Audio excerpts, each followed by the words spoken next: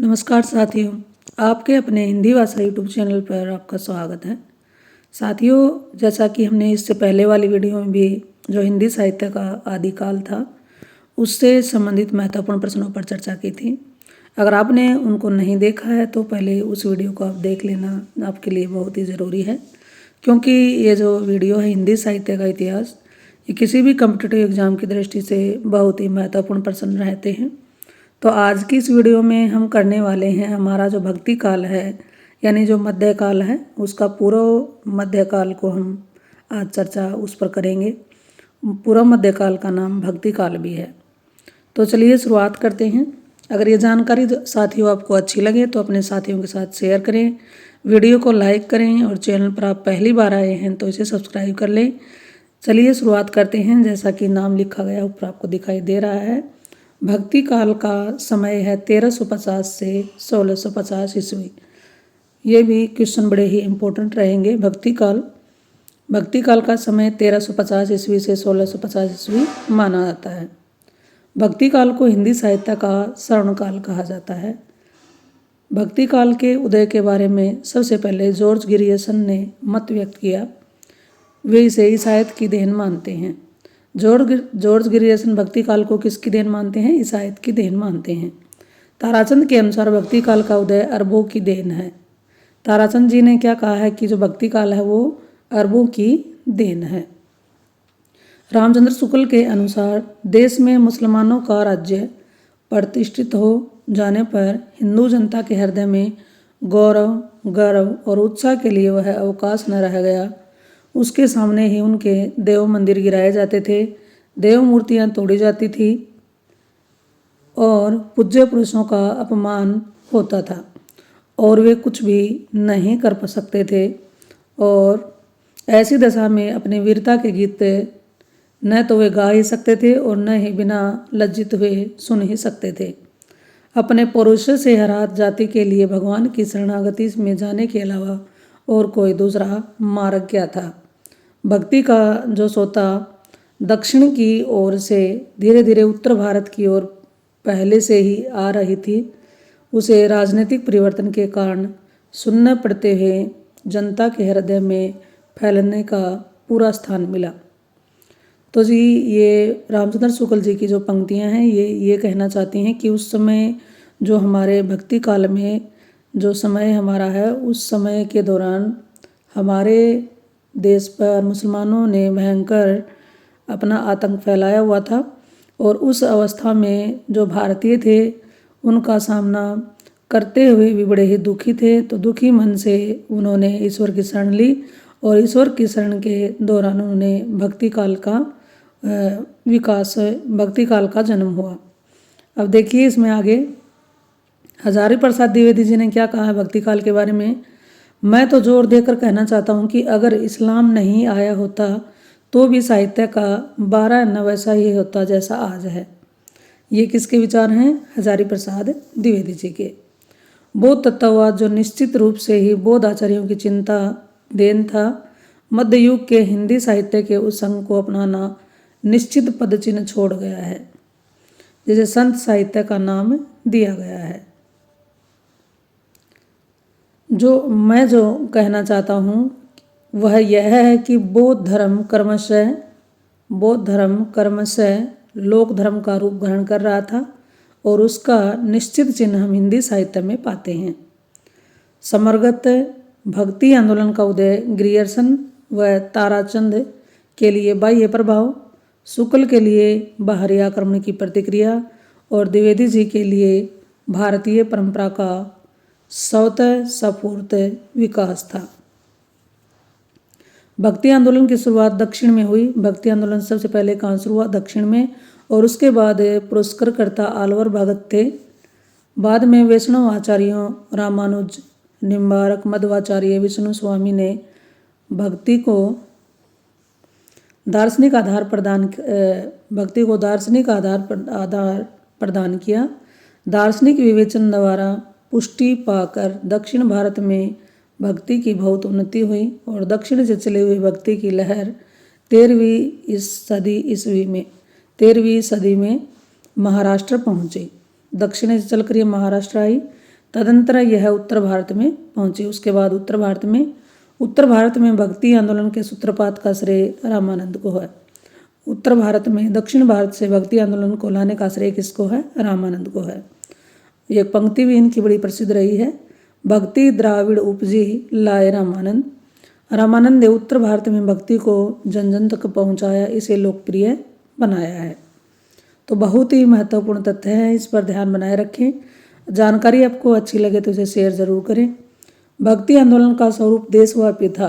दक्षिण में आलवर, नायनार, वैष्णव आचार्य, महाराष्ट्र में वारकरी संप्रदाय, इसके कौन कौन से थे इसमें? ज्ञानेश्वर, नामदेव, एकनाथ, तुकाराम। उत्तर भारत में रामानंद, वल्लभाचार्य, बंगाल में चैतन्य, असम में शंकरदेव, महापुरुषीय धर्म, एक शरण संप्रदाय, उड़ीसा में पद्मसखा, बलराम दास, अनंत दास, यशोमत दास, जगन्नाथ दास आदि इसी बात को प्रमाणित करते हैं। अब आगे देखते हैं, भक्ति काव्य की दो धाराएं विकसित हुई, निर्गुण काव्य धारा और सगुण काव्य धारा।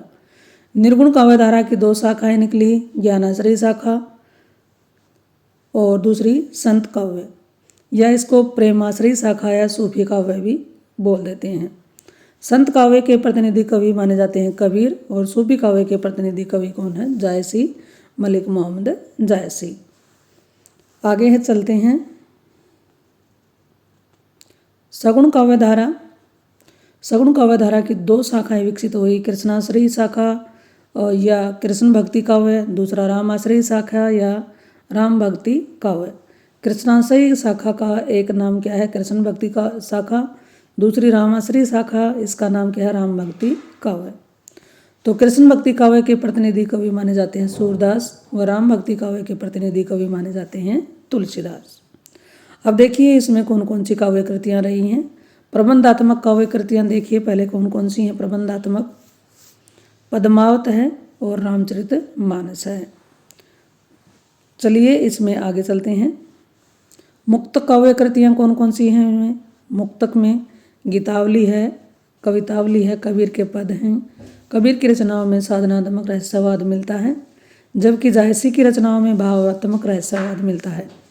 ये प्रश्न पूछ लिया जाता है कि कबीर की रचनाओं में कौन सा रहस्यवाद है, तो साधनात्मक, और जायसी की रचनाओं में कौन सा है? भावात्मक है। आगे है निर्गुण काव्य की विशेषताओं पर चर्चा कर लेते हैं। निर्गुण निराकार ईश्वर में विश्वास रखते थे। जो भी निर्गुण कवि रहे हैं वो निराकार ईश्वर में विश्वास रखते थे। लौकिक प्रेम द्वारा अलौकिक आध्यात्मिक प्रेम की अभिव्यक्ति है। धार्मिक रूढ़ियों व सामाजिक कृतियों का विरोध किया गया है। जाति प्रथा व हिंदू मुस्लिम एकता का समर्थन, रहस्यवाद का प्रभाव, लोक भाषा का प्रयोग है। अब देखिए सगुण की विशेषताओं को और देख लेते हैं। सगुण में क्या है? इसमें अवतारवाद में विश्वास रखा गया है, ईश्वर की लीलाओं का गायन है, भक्ति का विशिष्ट रूप है, रागानुगा भक्ति, कृष्ण भक्त कवियों द्वारा वैधि भक्ति। अब रागानुगा भक्ति किसके द्वारा अपनाई गई है? कृष्ण भक्त कवियों द्वारा, और वैधि भक्ति राम भक्त कवियों द्वारा। लोक भाषा का प्रयोग इसमें भी मिलता है। अब आगे देखिए संत काव्य क्या होता है ये जान लेते हैं। संत काव्य का सामान्य अर्थ है संतों के द्वारा रचा गया काव्य, लेकिन जब हिंदी में संत काव्य कहा जाता है तो उसका अर्थ होता है निर्गुणों उपासक ज्ञान मार्गी कवियों द्वारा रचा गया साहित्य। निर्गुणों उपासक ज्ञान मार्गी कवियों द्वारा रचा गया जो साहित्य होता है वह संत काव्य कहलाता है। अब आगे इसमें देखिए संत कवि कौन कौन से थे। संत कवि हैं जैसे कि कबीर, नामदेव, रैदास, नानक, रजबदास, मलुकदास, दादू सुंदरदास, चरणदास, सहजोबाई आदि। सुंदरदास को छोड़कर सभी संत कवि कामगार तबके से आते हैं, जैसे कि कबीर जुलाहा है, नामदेव दर्जी थे, रैदास चमार, दादू बुनकर, सेना नाई, सदना कसाई। इस तरह से चलिए हमने ये जान लिए हैं कि संत कवि कौन कौन से थे। अब संत काव्य की क्या क्या विशेषताएं हैं इन पर चर्चा करते हैं। तो संत काव्य की विशेषताएं देखिए, निर्गुण ब्रह्म की उपकल संकल्पना की गई है, गुरु की महत्ता पर जोर दिया गया है, योग व भक्ति का समन्वय है, पंचमाकार है, अनुभूति की प्रामाणिकता का, शास्त्र ज्ञान की अनावश्यकता है, आडंबरवाद का क्या किया गया विरोध है, संप्रदायवाद का भी विरोध है, सामाजिक जातिवाद का विरोध है, समानता के प्रेम पर बल दिया गया है। और इसमें देखिए शिल्पगत विशेषताएं क्या क्या हैं। मुक्त काव्य है, सदुकड़ी भाषा है, और हजारी प्रसाद द्विवेदी जी ने कबीर जी की जो भाषा है उसको सदुकड़ी को क्या नाम दिया है, पंचमेल खिचड़ी। हजारी प्रसाद द्विवेदी के शब्दों में उलटभाषी शैली है। संध्या या संध्या भाषा हजारी प्रसाद शास्त्री।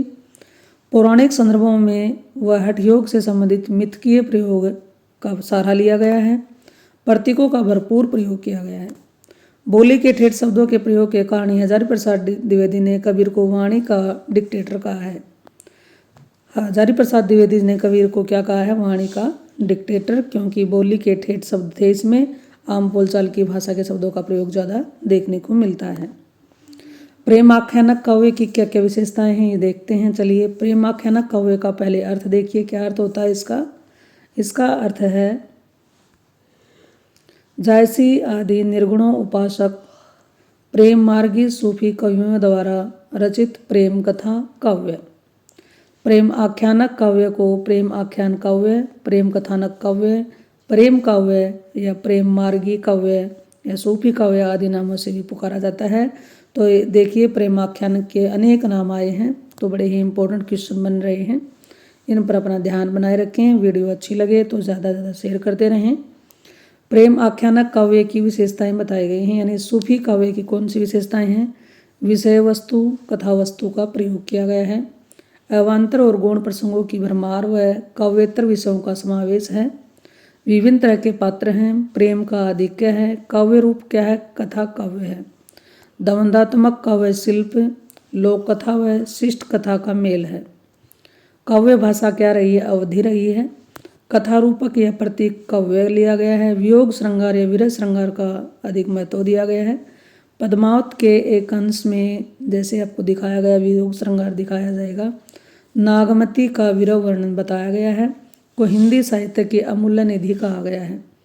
अब ये प्रश्न पूछ लिया जाता है कि हिंदी साहित्य की अमूल्य निधि किसको कहा जाता है। पद्मावत को कहा जाता है, क्योंकि उसमें नागमती के विरह का वर्णन चरमोत्कर्ष पर पहुंच चुका था। अब आगे देखिए, यूँ तो प्रेम आख्यानों में सामान्य मानव की प्रेम कथाएं हैं, लेकिन सूफियों का तर्क है कि इश्क मजाजी यानी क्या नाम है, मानवीय प्रेम। इश्क मजाजी को इस्लाम में इश्क मजाजी को क्या बोलते हैं, मानवीय प्रेम। इश्क हकीकी देवीय प्रेम की सीढ़ी है। मलिक मोहम्मद जायसी जायस के रहने वाले थे। ये सिकंदर लोधी और बाबर के समकालीन रहे हैं। जायसी के यश का आधार क्या है, पद्मावत है। उनकी प्रसिद्धि ज़्यादा सबसे किससे हुई है, पद्मावत से। पद्मावत प्रेम की पीर की व्यंजना करने वाला विशुद्ध प्रबंध काव्य है। कौन सा काव्य है ये, प्रबंध काव्य है। यह दोहा चौपाई में निबंध 7 दोहा चौपाई के बाद एक दोहा है, तो यह मसनवी शैली में लिखा गया है। अब ये पूछ ले पद्मावत किस शैली में लिखा गया, मसनवी शैली में लिखा गया। मसनवी शैली क्या होती है, 7 चौपाई के बाद जब एक दोहा आ जाता है तो वह शैली बन जाती है मसनवी शैली। जैसा कि आदिकाल में चौपाई के बाद दोहा रखने की जो पद्धति थी वो कड़वक कहलाती थी, तो यहाँ पर 7 चौपाई के बाद एक दोहा आ जाता है तो वो शैली मसनवी बन जाती है। पद्मावत में इसमें इसका वर्णन मिलता है। पद्मावत की कथा चित्तौड़ के शासक रतन सेन और सिंगलद्वीप की राजकन्या पद्मिनी की प्रेम कहानी पर आधारित है। इसमें पद्मावत में रतन सेन की पहली पत्नी नागमती के वियोग का अनूठा वर्णन मिलता है। पद्मावत के नागमती वियोग खंड को हिंदी साहित्य की अनुपम निधि कहा जाता है। जिन भक्त कवियों ने विष्णु के अवतार के रूप में कृष्ण की उपासना की को अपना लक्ष्य बनाया, वे कृष्ण शाखा कवि कहलाए। कृष्ण शाखा कवि कौन से कवि कहलाते हैं, जिन भक्त कवियों ने विष्णु के अवतार के रूप में कृष्ण की उपासना को अपना लक्ष्य बताया, वे कहलाए हैं कृष्णाश्रयी शाखा के कवि।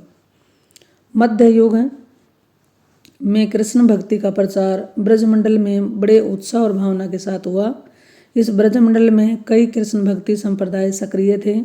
इनमें वल्लभाचार्य, निम्बार्क, राधावल्लभ, हरिदासी, हरिदासी में सखी संप्रदाय, चैतन्य गौड़ीय संप्रदाय, विशेष संप्रदाय उल्लेखनीय हैं। इन संप्रदायों से जुड़े ढेर सारे कृष्ण काव्य का रच चुके हैं, लेकिन जो समर्थ कवि कृष्ण काव्य को एक लोकप्रिय काव्य आंदोलन के रूप में प्रतिष्ठित किया, वे सभी वल्लभाचार्य संप्रदाय से जुड़े थे। वल्लभ संप्रदाय का दार्शनिक सिद्धांत शुद्ध अद्वैतवाद था। वल्लभ संप्रदाय का दार्शनिक सिद्धांत क्या है? शुद्ध अद्वैतवाद। तथा साधना का मार्ग कौन सा था? पुष्टि मार्ग था। पुष्टि मार्ग का आधार क्या है? भागवत यानी कि श्रीमद् भागवत। तो एक एक से क्वेश्चन जुड़े हुए हैं, इनको ध्यान से देखें। एक बार फिर से देखिए, वल्लभ संप्रदाय का दार्शनिक मत क्या है? शुद्ध अद्वैतवाद। और साधना कौन सी है इनकी? पुष्टि मार्ग। और पुष्टि का आधार ग्रंथ क्या है? भागवत। भागवत यानी कि श्रीमद् भागवत गीता। आगे देखिए, पुष्टि मार्ग में वल्लभाचार्य के 4 कवियों सूरदास, कुंभनदास, प्रमानदास, कृष्णदास को दीक्षित किया। अब वल्लभाचार्य के कितने शिष्य हैं? 4 हैं, इनके नाम दिए गए हैं। और उनके मरणोपरांत उनके पुत्र विठलनाथ, अब विठलनाथ के पिताजी कौन है? वल्लभाचार्य। और वल्लभाचार्य के पुत्र विठलनाथ आचार्य की गद्दी पर बैठे और उन्होंने 4 कवियों चीत स्वामी, गोविंद स्वामी, चतुर्भुज और नंददास को दीक्षित किया, शिक्षित किया। विठलनाथ ने इन दीक्षित कवियों को मिलाकर अष्टछाप की स्थापना की। अब ये प्रश्न आ गया कि अष्टछाप की स्थापना किसने की? विठलनाथ ने की है। कब की है? 1565 ईस्वी में। सूरदास इनमें से प्रमुख हैं। सबसे प्रमुख कौन है? सूरदास। इन्हें अष्टछाप का जहाज कहा जाता है। सूरदास को क्या कहा जाता है? अष्टछाप का जहाज।